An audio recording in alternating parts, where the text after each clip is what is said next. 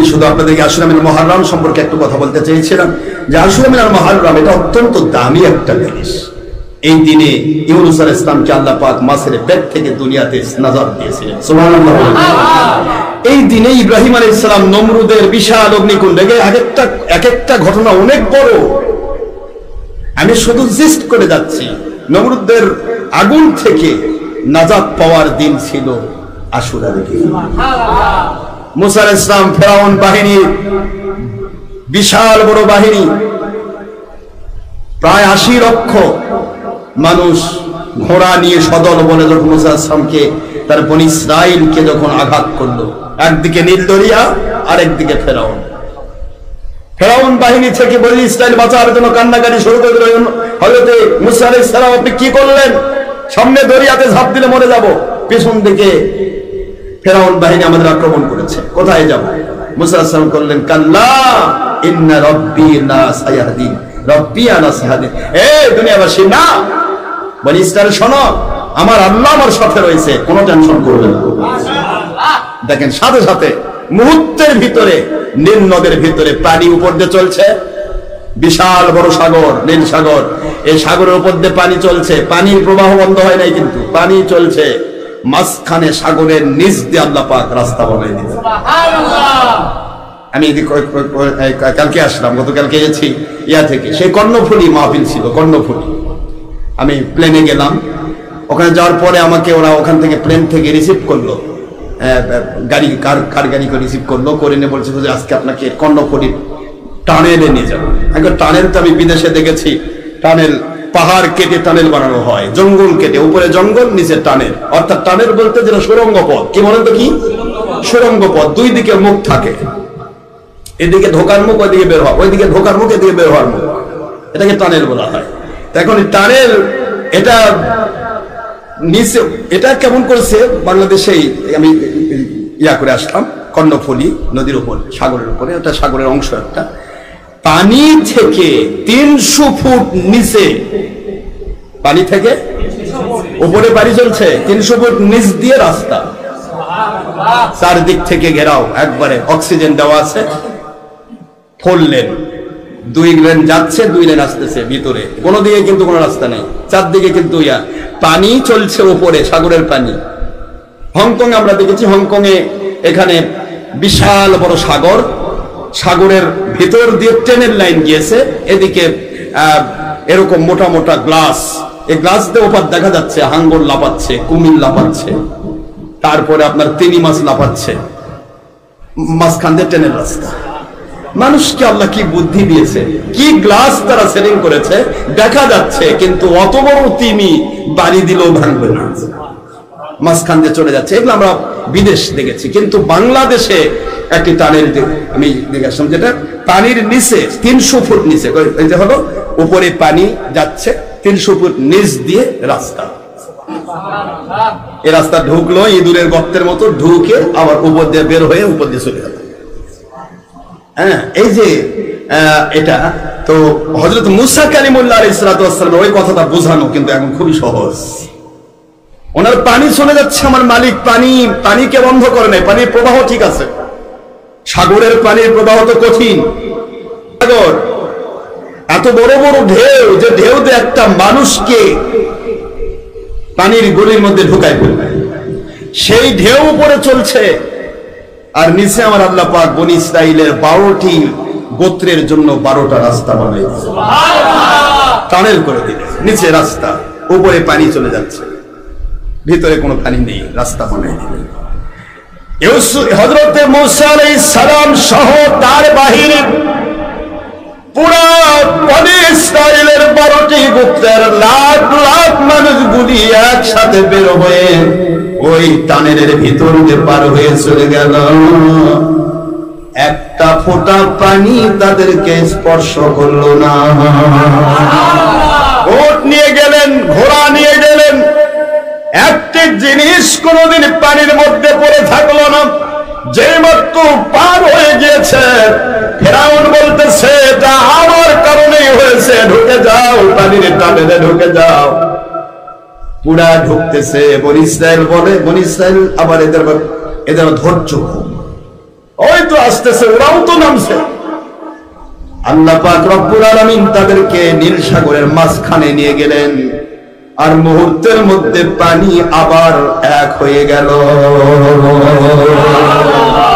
আল্লাহ পাক কুদরত থেকে বুঝায় দিলেন, এ দুনিয়ার মুসলমান, আমি আল্লাহ, ওই আল্লাহ যে আল্লাহ মুসা নবী আলাইহিস সালামকে তার বাহিনী সহ আমি নিরাপত্তা দিয়েছিলাম পানির ভিতরে, সাগরের ভিতরে টানের সৃষ্টি করে দিয়া, ওই আল্লাহ, আমি আল্লাহ ওই একই টানেলের মধ্যে ফেরাউন বাহিনীকে ধ্বংস করেছিলাম।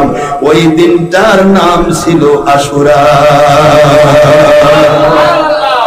আশুরা মিনাল মুহাররমে লাস্ট একটি ঘটনা ঘটেছিল, তা হযরতে জান্নাতের সকল পুরুষের সরদার হুসাইন রাদিয়াল্লাহু আনহুর শহীদি মর্যাদা।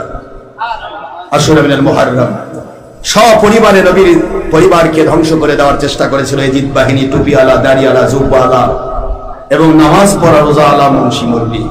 এরা 22,000, অত লাখ লাখ মানুষ, 22,000 একদিকে সৈন্য গিয়েছে, আরো লাখ লাখ সৈন্য রেডি করা ছিল। মাত্র 72 জন লোককে তারা কত ভয় পায়। 22,000 তো গেছে সামনে, তারপরেও সামনাসামনি কিন্তু পারে নাই। হযরতে হুসাইন রাদিয়াল্লাহু আনহুকে সামনাসামনি কেউ মারতে পারে নাই। বাবারা, হুসাইন রাদিয়াল্লাহু আনহুর সাথে যে 71 জন ছেলে যুবক ছিল, বয়োবৃদ্ধ ছিল, কাউকে সামনাসামনি মারতে পারে নাই। প্রতিটা মানুষ সরাসরি যখনই গেছে, সরাসরি যখনই কেউ গেছে, সঙ্গে সঙ্গে তার কাল্লা কেটে ফেলেছে। সুবহানাল্লাহ বলবেন। কেউ না, একসাথে দেখা যাচ্ছে যে একসাথে 10-15-20 জন তাদেরকে ধরেছে, এক হাতের তলোয়ার দিয়ে 20টারই কাল্লা কেটে শেষ করে দিয়েছে। এই পাওয়ারফুল যুবক ছিল এই 72 জন। লাস্টে প্রতিটা যুবককে তারা দূর থেকে তলোয়ার মেরে, দূর থেকে বর্ষা নিক্ষেপ করে, তারপরেও তলোয়ার মারতে মারতে হযরত হোসেন রাদিয়াল্লাহু আনহুর ইয়াতে তীর মারা হয়েছিল প্রায় 43টা তীর মারা হয়েছিল। 43 বর্ষার দাগ ছিল, বর্ষা মারার দাগ, বর্ষা মারার দাগ ছিল প্রায় 31টি, তলোয়ারের দাগ ছিল 21টি। এতগুলি আঘাত করার পরেও হযরতে হোসেন রাদিয়াল্লাহু আনহুকে মাটিতে শোয়াতে পারে না। সুবহানাল্লাহ বলবেন না জোরে? মাটিতে শোয়াতে পারে না। কি পাওয়ার আমার মালিক দিয়েছিলেন। বাবাজিরা আমার, এই কারবালার নিদারুণ ঘটনা যারা ঘটিয়েছিল তারা হলো নবীর দুশমন ইয়াজিদ বাহিনী। এরা কিন্তু ইহুদি ছিল না, কাফের ছিল না, মুশরিক ছিল না। একবারে 5 ওয়াক্ত নামাজ জামাতের সাথে আদায় করত, হাব্বা পড়তো, জুব্বা পড়তো, পাগড়ি পড়তো। কিন্তু একটি দোষ, নবীর দৌহিত্র কেন আমাদের কাছে বায়াত হলো না? তার কাছে, ইয়াজিদের কাছে বায়াত হলে তাকে মন্ত্রিত্ব দেওয়া হতো, আর আসল ইসলাম লুকে যেত, নকল ইসলাম দিয়ে পৃথিবী ভরে যেত। ইসলাম জিন্দা হতা হে হর কারবালা কে বাদ। কারবালার এই জায়গায় হযরত হোসেন রাদিয়াল্লাহু আনহু জীবন দেওয়ার মধ্য দিয়ে আল্লাহর সন্তুষ্টি, নবীর সন্তুষ্টি, ওই আসল ইসলাম জিন্দা হয়েছে, নকল বাতিল ইসলামের কতল হয়েছে। এটা কিয়ামত পর্যন্ত থাকবে। যখনই হক্কানি ওলিয়া আউলিয়ার প্রতি কেউ আঘাত করবে, এইভাবেই আল্লাহ পাক ইসলামকে জিন্দা করবে। জোরে বলুন সুবহানাল্লাহ।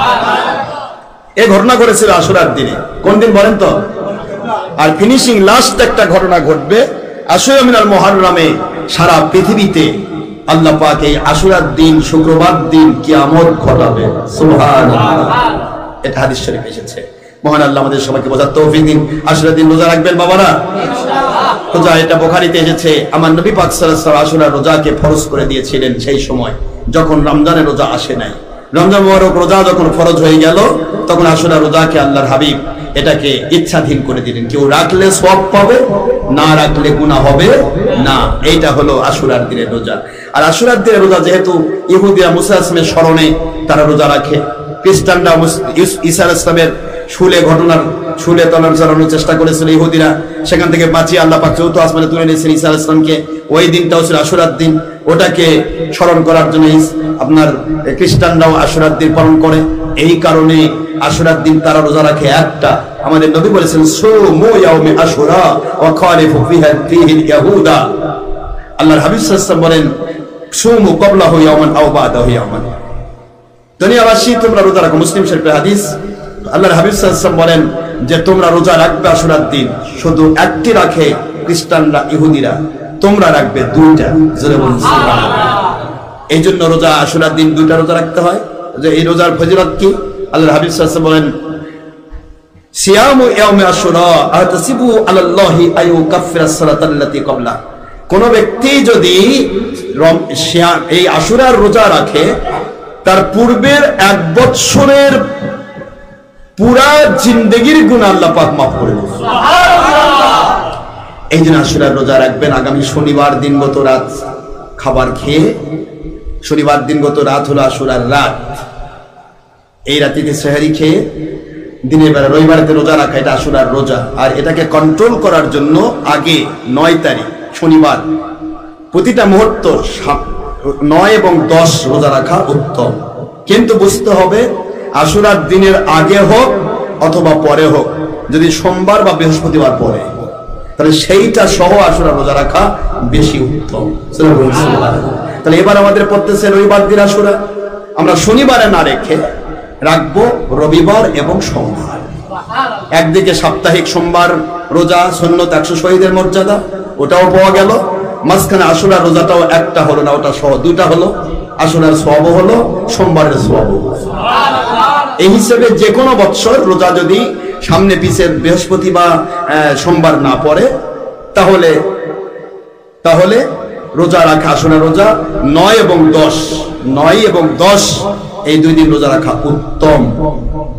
যদি 10-এর পরে 11 তারিখ সোমবার বা বৃহস্পতিবার পরে, তাহলে 9 বাদ দিয়ে সোমবার বৃহস্পতিবার ধরে 10 তারিখ রোজা রাখা, এটা বেশি উত্তম। দুইটা সুন্নাত, 200 শহীদের মর্যাদা। সুবহানাল্লাহ।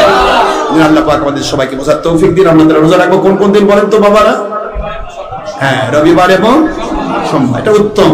তারপরেও যদি কেউ শনিবার এবং রবিবার রাখে কোনো সমস্যা নেই, তবে সোমবারের রোজাটা আলাদা।